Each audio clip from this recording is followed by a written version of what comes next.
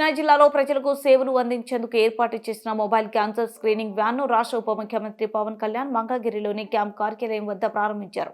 ఈ సందర్భంగా క్యాన్సర్ నిర్ధారణ అయిన వారికి తక్షణం చికిత్స అందించేందుకు ఈ వాహనం ఎంతో ఉపయుక్తంగా ఉంటుందని పవన్ కళ్యాణ్ అన్నారు. ఈ వాహనం కృష్ణా జిల్లాలోని 7 నియోజకవర్గాల్లో ప్రజలకు సేవలు అందించనుంది. వారంలో 3 రోజుల పాటు మండల పరిధిలోని గ్రామాల్లో పర్యటించి అల్ట్రాసౌండ్, మమోగ్రామ్, రక్త పరీక్షలు, ఎక్స్రే, కెమికల్ ఎనాలిసిస్, కొలానోస్కోపీ వంటి పరీక్షలు ఈ మొబైల్ క్యాన్సర్ స్క్రీనింగ్ వ్యాన్ ద్వారా ఉచితంగా నిర్వహించనున్నారు. మహిళల్లో క్యాన్సర్ లక్షణాలను గుర్తించేందుకు నివారణ చర్యలో భాగంగా స్క్రీనింగ్ పరీక్షలు నిర్వహించేందుకు ఏర్పాట్లు జరుగుతున్నాయి. ఈ మొబైల్ క్యాన్సర్ స్క్రీనింగ్ వ్యాన్ ద్వారా ఏడాదికి 40,000 మరణాలను అరికట్టొచ్చని వైద్య నిపుణులు తెలిపారు.